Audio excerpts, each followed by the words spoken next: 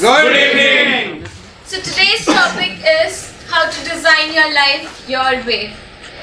Just a few minutes back, everybody agreed that we all want to be billionaires, right? Yeah. Do you know the date today? It's 18 July. What is special about this date? In Chinese, 1/8 means more money. Wow, great. Wow. Wow. But it is 199th day of the year 2018. Wow. And if sitting today on 199th day of this year, you are still wondering how to accomplish the goals that you set for this year, or you are still wondering what destiny has in store for you, what fate has in store for you, and you're still lagging behind the goals, let me tell you that there are 166 more days left to this year. And with these number of days and the 3 insights that I'm going to share in next 20 minutes, you can cover up those goals, you can become a billionaire, and you can attract whatever you want in your life, be it health, wealth, money, success, happiness, or whatever it may be. So are you looking forward to these 3 tips? Yes. Shall we proceed? Yes. So like I said, today's topic is how to design your life your way. There are 3 steps at how we can design our lives if we have to take that control of our lives. And the first step that I'm going to talk about is, before you design your life, you have to design your thoughts. It may sound absurd or it may sound weird to some people, but then whatever life we are living today, whatever business we have, whatever relationships we have, whatever life we are living today has been attracted by us. It is just a reflection of our past thoughts. So whatever good is happening in our lives or whatever not so good is happening in our lives is just a reflection of our past thoughts. Because anything that has to come in existence here has to first manifest in our thoughts. So something which you can see in your mind, you can hold it in your hand. And that is why we all realize here how powerful these creative visualizations that we do here in Tajurba are. This happens with something known as law of attraction. Now what is law of attraction? It is a universal law which exists here, whether you believe in it or you do not believe in it, whether you understand it or you do not understand it. It's like gravity. It just exists, whether you understand how gravity works or do not understand, whether you believe in it or you do not believe in it, but it really exists. And law of attraction says that like attracts like. What does that mean? Any thought that you have in your mind has a frequency.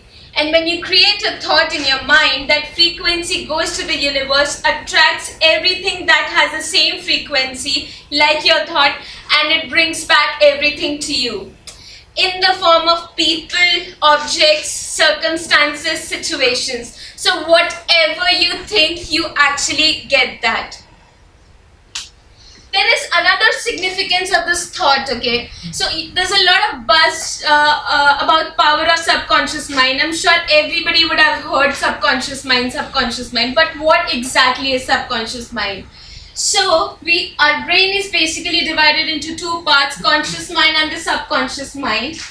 And conscious mind is the logical mind, which does all the reasoning, whether this is right, this is wrong, this is stable, this is hot, this is cold. It is doing the reasoning. But there is something known as subconscious mind which has no reasoning power. So basically, half of your mind does all the thinking, whereas the rest half of your mind does not do any thinking. So what does this rest half of your brain is doing? It is following instructions. But what instructions is it following? So conscious mind takes inputs from various sense organs. We all have 5 sense organs. So conscious mind is taking inputs from various sense organs, and based on these inputs, it is creating opinions, it is creating thoughts because it can do reasoning. What subconscious mind does, it takes these thoughts as input and it just follows it. It does not think whether it's right, whether it's wrong, whether it should be done, whether it should not be done. But the thought that has been created by the conscious mind is an input, like a seed, to the subconscious mind. So unknowingly, or jokingly also, if sometimes you say, oh, I'm so stupid at this, subconscious mind take that as an input and it works. It says, okay, my master wants to be stupid, let me make my master stupid. So it works to make you more and more stupid. Subconscious mind is all the more active when conscious mind is at rest. That is when you're sleeping. So when you're sleeping, you would realize your body is still working, right? So there are a lot of body functions that are still working, like your brain might be at rest, but your digestion is working, your heart is beating, your nails are growing, your hair is growing. So who is controlling all this? Subconscious mind is controlling. So imagine if it is the subconscious mind which is keeping all of you alive, how much power does it have? So taking the thoughts as an input, it can really manifest your dreams into reality. But the key skill here is to understand how to use this power of subconscious mind. It really controls your life. So the good news is, because subconscious mind is controlling your life, what if you control the subconscious mind and you tell it what to do so that you get what you really want? So the good news is we can control our subconscious mind, but the sad news is that others are controlling it. You see, from time to time, a lot of people, whether it's astrologers or whether doctors or whether it's just neighbors or colleagues or your family members, everybody is putting suggestions and opinions in your minds. And unknowingly, we keep on repeating those opinions, and most of the time others are just giving negative thoughts, right? And we buy these negative thoughts and we just keep on repeating in our own minds. So although we try to be positive, but what to do if others are putting negative thoughts in our mind? Our subconscious mind is just buying that. We all have a monkey mind. That means it is always thinking.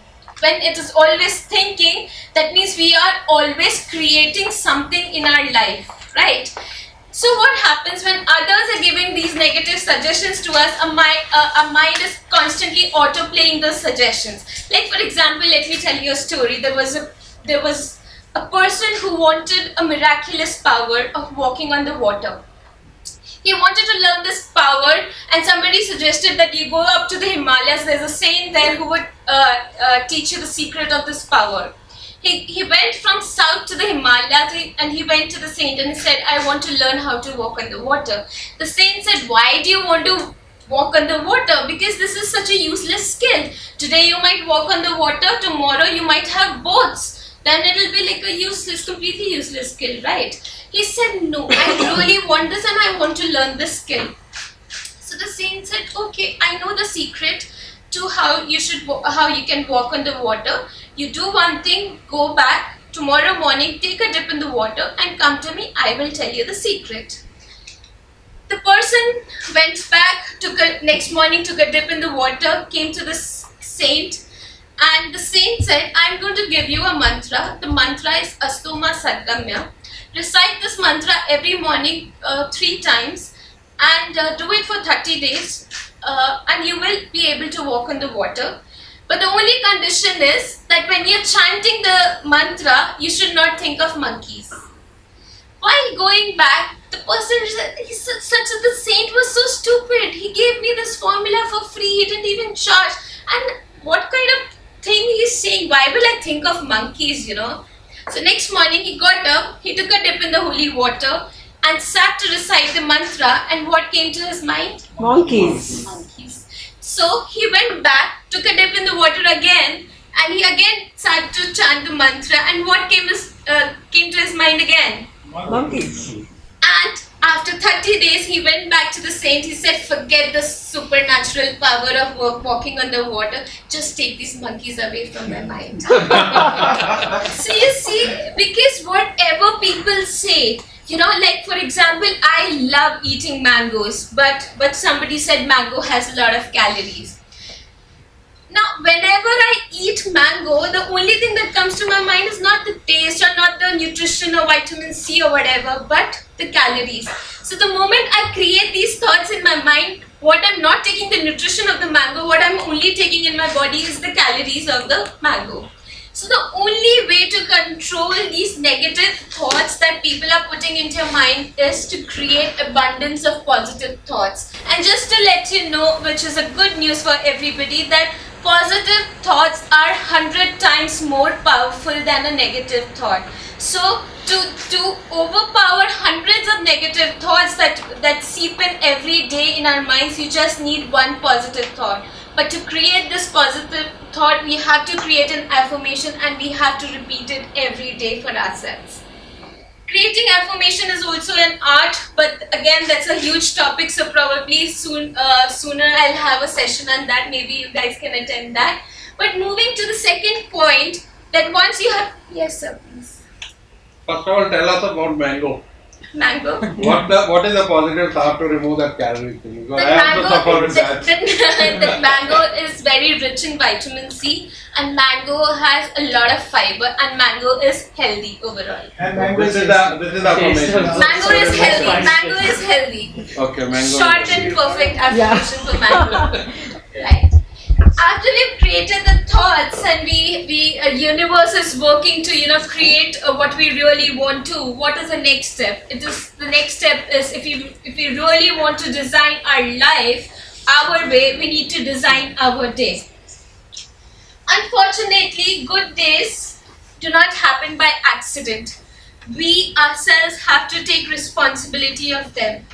1.5 years back, I was struggling with my work and nothing seemed to work in my personal and professional life. And I really did not know what to do. And at that point of time, I got up one day and I said, I have to really do something about it. Nothing is going right. My life was all haywire. So I got up one day, went out and hired a personal fitness trainer for myself. Well, for two reasons. One, because I was gaining weight and none of my clothes would fit me, and somehow a fitness trainer was more economical than changing the entire wardrobe because clothes are really expensive these days. But most importantly, I knew that I cannot fight the war against the entire world unless I fight the war with myself. I had to create a discipline for myself because self-discipline is the root, is the key to all other success. Whether it's health, whether it's wealth, whether it's business, whatever we want in life, it is the self-discipline that is going to get us there. And one of the powerful ways of creating a discipline in your life is to have powerful mornings.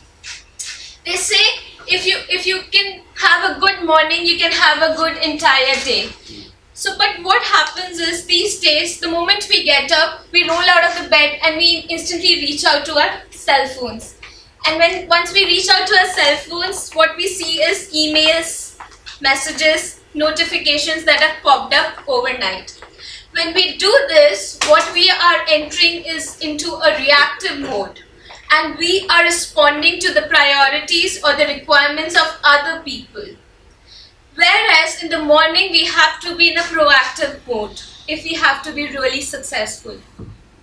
What happens when your computer is overloaded with data and a lot of things are happening on your system? It gets slowed down, right? Thanks. Same thing happens with the human body because there are a lot of things that happen during the entire day. We make a lot of decisions, we make there are a lot of situations, mood fluctuations, emotions that we undergo throughout the day. But we have a natural refresh button which is put in our human body, which is sleep. The moment we sleep, our refresh button gets on, and when we get up in the morning, we are fresh and we start with a clean state. Now that freshness, that activeness, that focus which we have in the morning has to be put in a constructive manner to fulfill our priorities, right? We need to work on our priorities at that point of time in the morning, not somebody else's priority. So starting a morning is very important, and creating a routine does not mean that there is a set routine that I can give you right here. Get up at 4 o'clock, do this, do that, go to the gym at 6 o'clock, and no, it cannot work out. Because you are unique, your routine, your discipline pattern has to be unique. You cannot just copy somebody else's.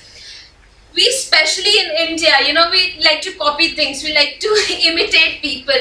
यहाँ पे तो मतलब किसी के बाल अच्छे होते हैं तो लोग शैम्पू पूछ के वही यूज करने शुरू कर देते हैं. मतलब we don't even think that our texture of the hair is different, our body is different, or probably everything is different. But then we try to imitate others. So just because your neighbor is getting up at 4 o'clock, or just because your colleague is going for a morning walk at 5 o'clock, does not mean that you have to do it. But the key here is to identify what routine really works for you, and once you identify it, you stick to it.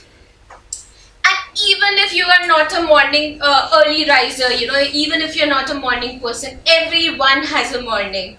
Everyone has a morning. It can be 6 a.m. or 6 p.m. but the first hour that you get up is very crucial for you. And the third and the last and the most important thing is, if you have to design your life, you have to design yourself. What do I mean when I say you have to design yourself? The next slide, which is just one slide, will explain it very well, which says you can't pour from an empty cup. If you have any responsibilities, any dreams, any wishes, if you want to do something for yourself, for the country, for the nation, for the universe, for the family, for your spouse, for your children, you need to take care of yourself first. And you have to invest in yourself, which is the key, right? And when I say you have to invest in yourself, you have to invest in your learning, but most importantly, you have to invest in your well-being. You have to eat right, you have to exercise, or whatever it takes to keep yourself in balance, and that is how you will be able to take forward your responsibilities well. It might be the weirdest advice that I'm going to give you right now, but my advice to everybody is, be selfish. I tell everybody to be selfish. It might sound really rude, weird, or whatever, but then the truth is that it ultimately starts from you. Everybody should have non-negotiable rules for themselves, and these rules should be followed in whatever condition we live in. Even suppose I have a non-negotiable rule of getting up at 5 a.m. whether I'm traveling, I have a flight at I had a late night flight, or probably I'm traveling for a marriage or whatever, but some rules that have to be followed in whatever conditions, and that is because it is for you, it is not for someone else. It is all about you. And the last thing which I want to say is, self-love is very important, because it all begins with you and it all ends with you. Unless you take care of yourself, you would not be able to contribute in any way to anyone else. And for this, we have agreements, we have contracts when we are planning to do something, and when two parties meet, and here the two parties are you and your life. So now I would want you all, if you agree to all the 3 points I have mentioned. Do you all agree to the 3 points that I've mentioned? Yes. Absolutely. So now I would want you to create a life contract between you and your life, wherein you agree to create a positive affirmation for yourself. You mention 5 routine guidelines for yourself and 3 non-negotiable rules for yourself, and you sign it and put in a date. If circumstances change, or because life has its own ways, right? Circumstances can change, or priorities might change.